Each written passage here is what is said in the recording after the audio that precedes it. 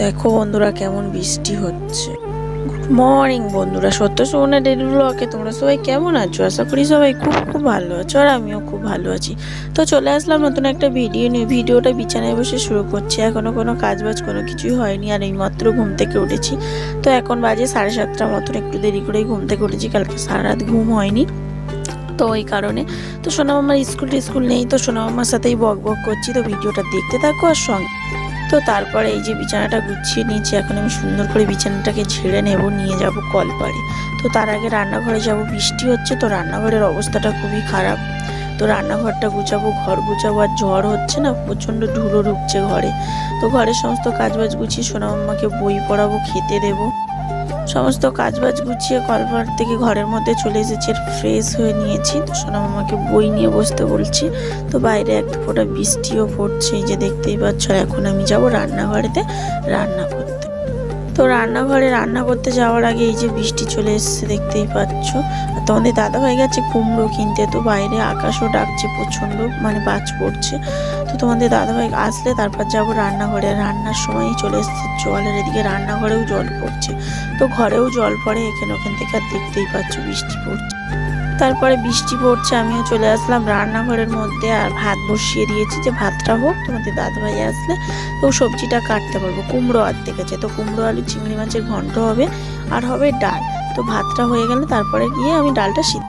তো ভাত হয়ে গেছে, এই যে ডাল সিদ্ধ বসিয়ে দিয়েছে। তোমাদের দাদাভাই চলেও এসেছে, আর আমি সবজিটা কেটে ধুয়ে গুছিয়েও নিয়েছি। যা কিছু বাটনা আছে সব কিছু বেটে গুছিয়ে, তারপরে আমার ডালও হয়ে গেছে। আর এই যে দেখতে পাচ্ছ কুমড়োর ঘন্টও রেডি হয়ে গেছে। এটাকে এখন লাভিয়ে নেব, নিয়ে সব কিছু গুছিয়ে গেছে।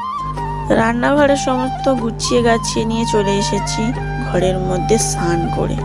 স্নান হয়ে গেছে, তোমাদের দাদাভাইয়েরও হয়ে গেছে, সোনা মামার হয়ে গেছে। সোনা মামার সাথেই বক বক করছি। ও এখন বলছে হাইনেট পরবো, ঠান্ডা লাগছে, এই সেই মানে যা হয় বাচ্চাদের, ওই একটু করে জল ঘাঁটছে। তো রান্না বান্না কি করেছি চলো তোমাদেরকে একবার দেখিয়ে দিই খাওয়া দাওয়ার আগে। আর এই যে আছে কুমড়ো চিংড়ি মাছ পুঁই শাক দিয়ে ঘন্ট করেছি। তো দেখতেই পাচ্ছ, এটার জন্য আজকে রান্না করতে দেরি হয়ে গেছে। আর এই যে আছে ডাল, আজকে ডাল করেছি। সোনা মামার কথায় আজকে রান্না হয়েছে যে ডাল আর কুমড়ো চিংড়ি মাছের ঘন্ট খাবো। আর এই যে হাঁড়ির মধ্যে আছে ভাত, দেখতেই পাচ্ছ একেবারেই রান্না করে নিয়েছি দুবেলা। এখন খাওয়া দাওয়া করবো। খাওয়া দাওয়া করে সোনা মামাকে একটু খাওয়া দাওয়া করে এই যে বিছানার উপরে উঠে বসেছি, যদি একটু ঘুমাই একটু ঘুমাবো, আর সোনা মামাকেও ঘুম পাড়াবো। আর ঠান্ডা ঠান্ডা বেশ, কারেন্টটাও চলে গেছে, অন্ধকার লাগছে। তো আমার মুখটা হয়তো দেখে বুঝতে পারছো যে কারেন্ট আছে, লাইট মেরেছি বলে ওই কারণে ওরকম।